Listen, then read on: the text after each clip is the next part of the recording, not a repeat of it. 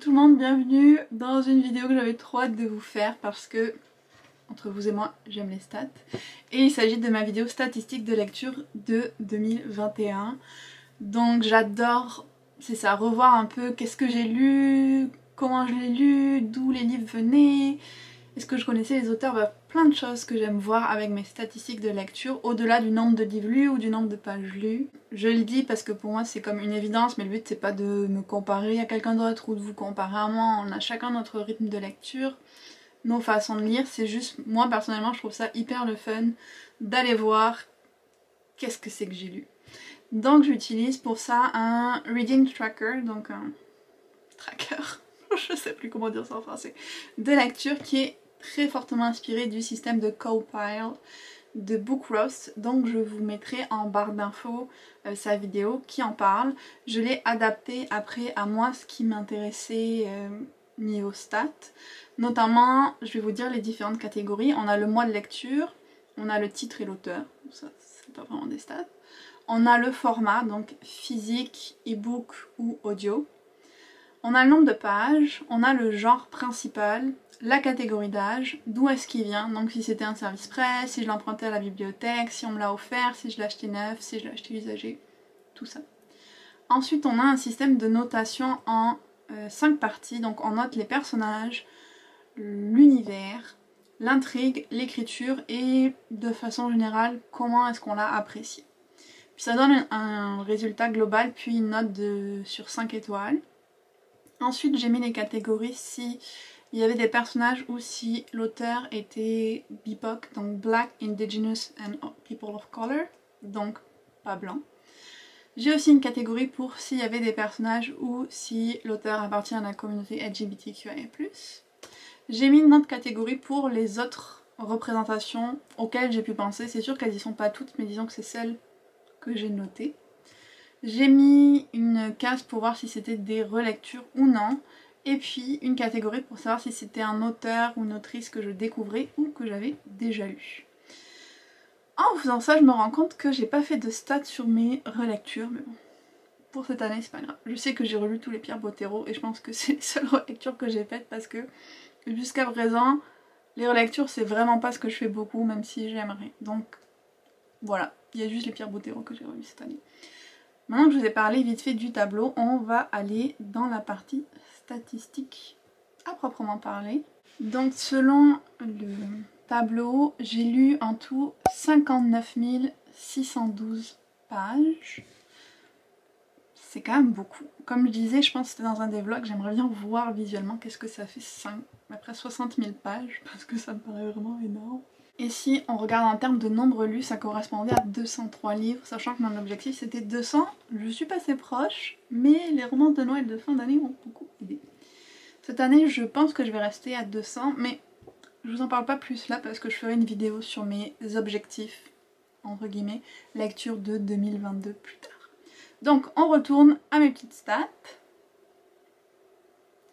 En termes de livres lus par mois, je trouve que j'ai pas mal... C'est assez, on va dire, en dents de scie, parce que soit j'en lis autour de 15, soit je vais être plus dans le 20-25. C'est comme je lis un peu, puis le mois d'après je me remotive. Il y a juste en juillet où j'en ai lu 5, et alors là je comprends pas ce qui s'est passé. J'essaye de réfléchir, mais pourquoi est-ce que j'en ai lu que 5 en juillet? Ça me paraît vraiment bizarre. Je me demande si j'ai pas fait une erreur ou quoi, mais bon. Apparemment j'ai lu 5 livres seulement en juillet, Qu'est-ce qui a pu se passer? Ok, peut-être que j'avais changé de poste et ça a pris plus de temps, ou parce qu'on sortait plus, parce que c'était l'été et qu'on pouvait. Mais après en août j'en ai lu 24.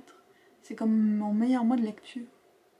Ou alors j'en ai commencé beaucoup en juillet, et puis je les ai finis début août. Ça c'est possible aussi. Mais je trouve ça assez bizarre. Au niveau du format maintenant de mes livres, bon, sans surprise c'est le format papier qui gagne avec 83% de mes lectures qui sont faites sur ce format. J'ai quand même 15% de livres audio et puis 1,5% d'e-book, donc vous voyez que c'est vraiment pas mon style de lecture de prédilection. Les livres audio à chaque fois je suis surprise parce que j'ai l'impression d'en lire beaucoup plus que ça, mais en vrai c'est vraiment les livres papier qui sont ma source principale de lecture, on va dire ça comme ça. Au niveau des catégories d'âge, on a 41% que j'ai mis en adulte, quand même, presque 42%. Ensuite, on a le young adulte avec 38%. Je me demande si c'était le même ratio l'an dernier, parce que dans ma tête, je lis beaucoup plus de young adulte, et là, je me rends compte que c'est pas le cas. Très intéressant. J'ai 4% de new adulte, donc ça c'est toujours un peu la catégorie où tu mets ce que tu sais pas trop. Et puis presque 16% de jeunesse. Plutôt cool. Vous savez quoi, je vais aller voir si je trouve mon reading tracker de 2020. Parce que je suis très curieuse de comparer les chiffres en fait. Donc vous voyez par exemple, en 2020, j'avais lu 48% de young adultes pour 28% d'adultes. Donc il y a vraiment eu un changement. Ah c'est fou, je suis trop surprise. Il y a vraiment eu un gros changement. Genre l'an dernier, le young adulte, c'était... L'an dernier, il y a 2 ans maintenant, en 2020, c'était quasiment la moitié de ce que je lisais. Puis là on est passé à un petit peu plus, ouais quand même, du tiers. Oh je trouve ça trop fou, je suis choquée. Les genres, maintenant, alors il y en a vraiment beaucoup dans le système de Copile.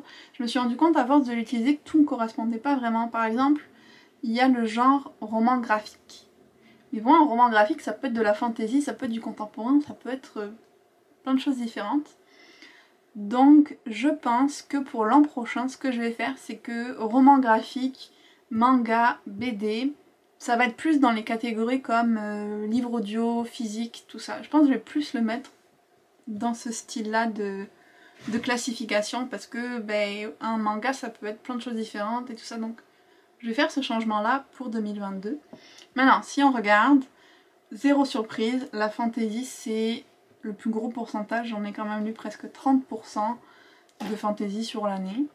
En deuxième place, après c'est vraiment très partagé et très proche, mais du coup voilà, les romans graphiques à 10%, mais je trouve pas que ce soit hyper représentatif parce que c'est ça. Quel genre de roman graphique est-ce que c'était?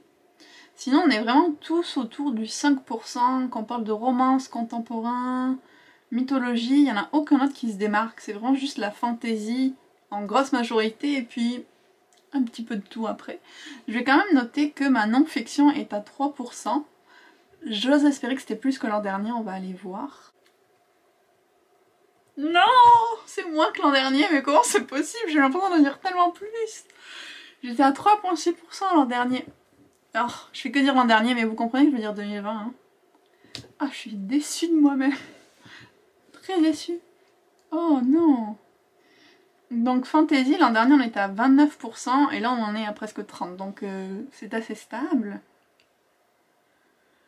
Et c'était pareil, après le reste, bah c'est ça, il y a toujours roman graphique ou BD qui ressort parce que... Voilà, mais sinon on reste vraiment toujours autour du 5% pour tout le reste, ça n'a pas changé. Je pensais que mon... C'est bizarre, vous voyez, parce que je pensais vraiment que mon style de lecture avait évolué, que je lisais plus de certaines choses. Mais en regardant les chiffres, je me rends compte que c'est quand même très similaire. Genre même la romance, je pensais en avoir lu beaucoup plus cette année, mais l'an dernier j'en étais à 5,9% et cette année je suis à 6%. Donc non. Et le contemporain, pareil, l'an dernier 10% et cette année 7%. Ça a un peu baissé, mais c'est comme vraiment proche. Trop intéressant ce stat. Qu'est-ce qu'on a d'autre? Ensuite, on a l'auteur, donc si c'est un auteur BIPOC ou non. J'ai quand même 2/3 de mes lectures qui sont par des auteurs, des autrices blancs, apparemment. C'est beaucoup. Mais, il faut voir le point positif. L'an dernier, j'en étais à 74%. Donc je suis passée de 3/4 de mes lectures qui étaient en 2019 par des auteurs, autrices blancs, à 2/3. À peu près, hein. Donc il y a quand même une progression et je suis contente parce que c'est ce que je recherchais. Après si on va voir, l'an dernier j'avais pas de... En 2019, je finis pas d'arriver. En 2019 j'avais pas de différenciation entre les auteurs BIPOC. Là j'ai fait une différenciation. Enfin, par exemple je vois que j'ai 17% d'auteurs noirs, 1% d'auteurs autochtones, ça c'est pas beaucoup, mais je vais travailler là-dessus. Auteurs asiatiques j'avais 13% et Latinx 2%. Donc quand même il y a une progression par rapport à ça et je pense que c'était un de mes objectifs pour 2021. Donc on va le continuer pour 2022, je veux continuer.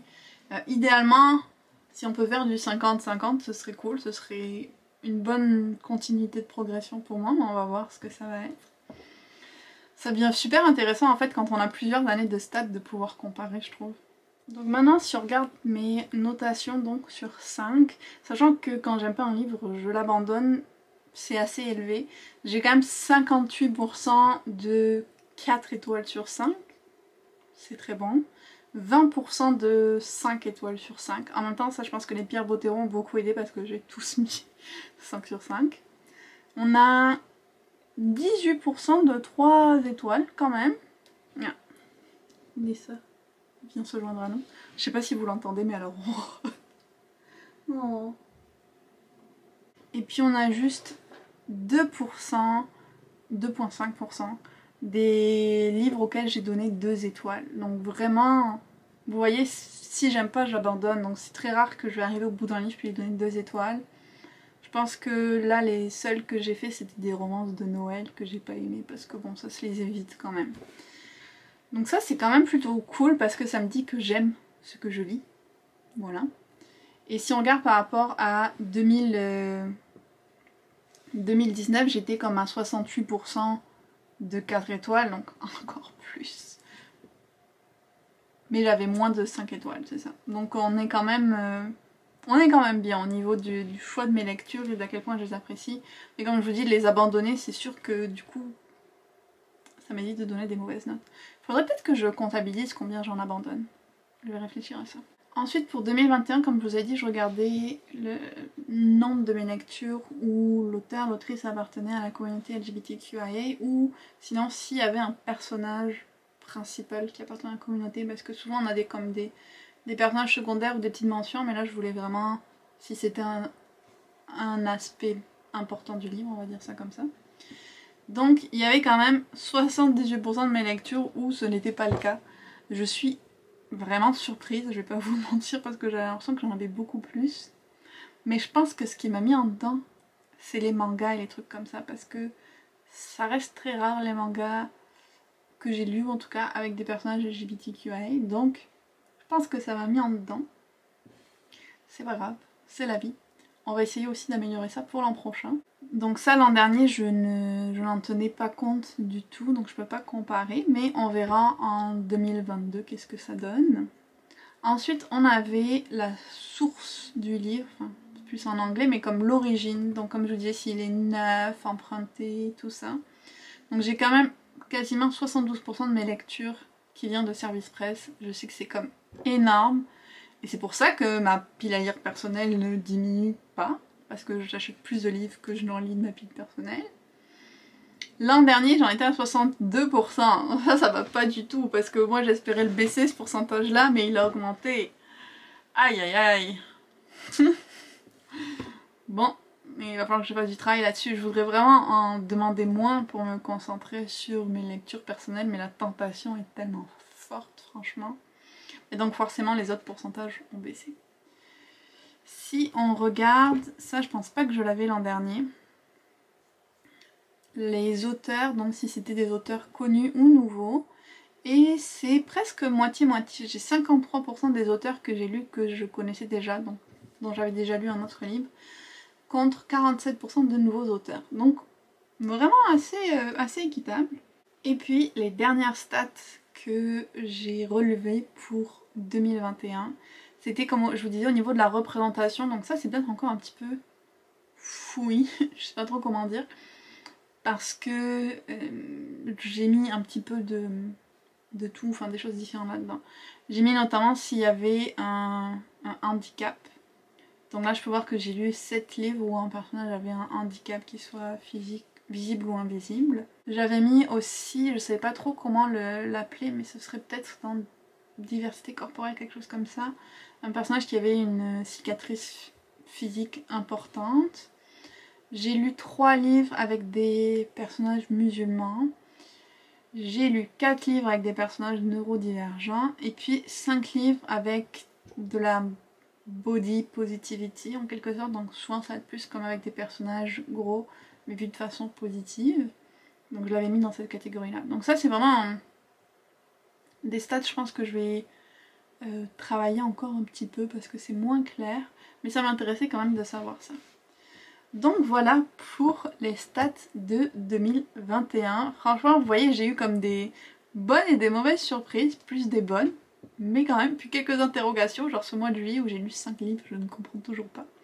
Mais c'était super intéressant de regarder tout ça avec vous. J'espère que cette vidéo vous aura plu, que c'est un genre de vidéo qui vous intéresse.